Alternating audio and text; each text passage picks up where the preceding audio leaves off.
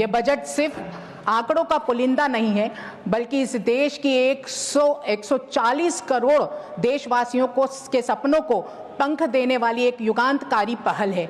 माननीय प्रधानमंत्री जी की वो प्रतिबद्धता है जो वादों से आगे निकालकर जमीनी हकीकत पर आज आधारित है। माननीय सभापति महोदया, माननीय प्रधानमंत्री जी ने इस बजट को समृद्धि का गुणक बताया है, जो बचत, निवेश और विकास के मार्ग को प्रशस्त करेगा। आज इस बजट को देखते हुए मुझे डॉक्टर बाबा साहब अंबेडकर जी का स्मरण हो रहा है। ये मेरा सौभाग्य है कि भारत के हृदय स्थल मध्य प्रदेश के महू की मैं बेटी हूँ।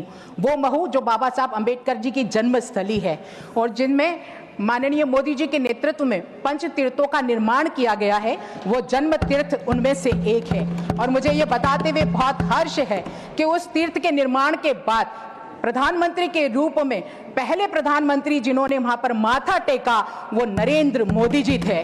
और उन्होंने सिर्फ माथा नहीं टेका, बल्कि बाबा साहब अंबेडकर जी की दी हुई सीख को आत्मसात करते हुए उसे पूरा करने का संकल्प लिया। बाबा साहब ने पूरे दुनिया को समरसता का संदेश दिया और माननीय प्रधानमंत्री आदरणीय मोदी जी ने सबका साथ, सबका विकास करके उन हर एक प्रत्येक वर्ग की प्रगति को सुनिश्चित करने का काम किया। माननीय उपसभापति महोदय, मुझे ये बताते हुए बहुत दुख हो रहा है कि कांग्रेस के लोग जिन्होंने हमेशा बाबा साहब अंबेडकर जी का कभी सम्मान नहीं किया, उन्हें हराने का काम किया, वो आज महू की उस धरा पर राजनीतिक रोटी सेकने के लिए पहुंचते हैं और वो महू की जनता को और महू की उस पवित्र भूमि को कलंकित करने का काम करते हैं, ये कहकर कि गंगा में डुबकी लगाने से गरीबी दूर नहीं होती। महोदया, मैं ये बताना चाहती हूं कि सालों तक सत्ता पे रहने वाली कांग्रेस को ये नहीं पता है कि गरीबी दूर कैसे होती है, लेकिन देश के यशस्वी प्रधानमंत्री माननीय मोदी जी को बहुत अच्छे से पता है कि गरीबी कैसे दूर होती है।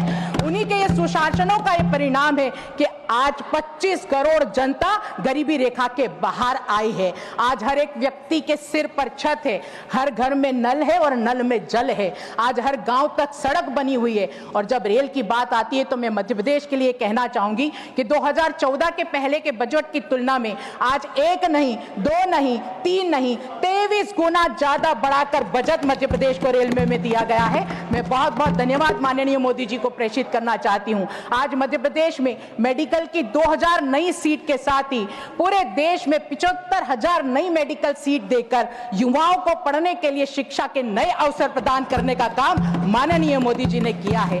इतना ही नहीं, जब आर्थिक तंगी के कारण सांसें थम जाती थी, उन्हें जीवन देने का काम भी अगर किसी ने किया है तो आदरणीय मोदी जी ने आयुष्मान जैसी योजना देकर किया है। और मुझे यह बताते हुए बहुत गर्व है कि 70 वर्ष के अधिक आयु को भी इस योजना का लाभ दिया जा रहा है। और यही नहीं, कैंसर जैसी जानलेवा बीमारी के जीवन रक्षक दवाओं को कस्टम ड्यूटी से हटाकर आदरणीय मोदी जी ने यह बता दिया है कि सर्वे भवन्तु सुखिनः सर्वे सन्तु निरामयाः। मैं माननीय मोदी जी को बहुत बहुत धन्यवाद देती हूं।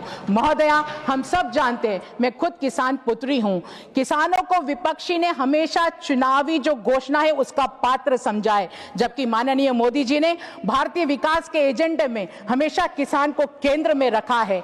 आज किसान सम्मान निधि के साथ ही धन धान कृषि योजना के साथ ही दलहनों में आत्मनिर्भरता बनाने के साथ क्रेडिट कार्ड की ऋण सीमा को 3 लाख से बढ़ाकर 5 लाख तक का कर दिया है और कृषि के लाभ का धंधा कैसे बने ये दुनिया को बता दिया है। आज महिला होने के नाते माननीय प्रधानमंत्री जी को इसलिए भी धन्यवाद देती हूं कि आर्थिक गतिविधियों में 70% योगदान महिलाओं को देकर और आज ये उन्होंने सिद्ध कर दिया है कि माननीय मोदी जी के सुशासन में आज बेटियां फाइटर प्लेन भी चला रही है और आने वाले समय में नारी शक्ति वंदन अधिनियम जैसे अभूतपूर्व निर्णयों के द्वारा इस देश के नेतृत्व में भी भागीदारिता सुनिश्चित उनकी होगी।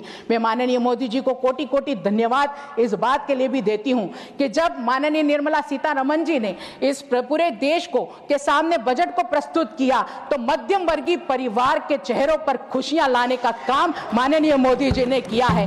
आज 12 लाख तक की आय को कर से छूट प्रदान करते हुए सर्व सुख जो हम लोग हमेशा मांग करते हैं कि सर्वप्रथम हम लोग के जीवन में खुशियां जो लाए, वो ऐसी गवर्नमेंट हर एक व्यक्ति चाहता है। तो माननीय मोदी जी ने उस बात को परिलक्षित किया है। आज विकास भी है तो विरासत भी है। मैं इतना कहना चाहती हूं कि महिला सशक्तिकरण की ओर बढ़ते हुए आज हमारे माननीय मोदी जी के कदमों से हमने ये दिखाया है कि अभी ये तो भारतीय जनता पार्टी की सरकार की ये तीसरी जो पारी है उसकी शुरुआत है। आगे बहुत कुछ बाकी है। आगे सारा विश्व मोदी जी के नेतृत्व में इस भारत को विश्व गुरु बनते हुए देखेगा। इस संकल्प के साथ पुनः बहुत बहुत बधाई देते हुए जय हिंद, जय भारत। हमसे जुड़े रहने के लिए हमारे YouTube चैनल को सब्सक्राइब करें और नई वीडियो की नोटिफिकेशन के लिए बेल आइकॉन को दबाएं। अगर आप ये वीडियो Facebook पर देख रहे हैं तो लाइक जरूर करें और ज्यादा से ज्यादा शेयर करें। धन्यवाद।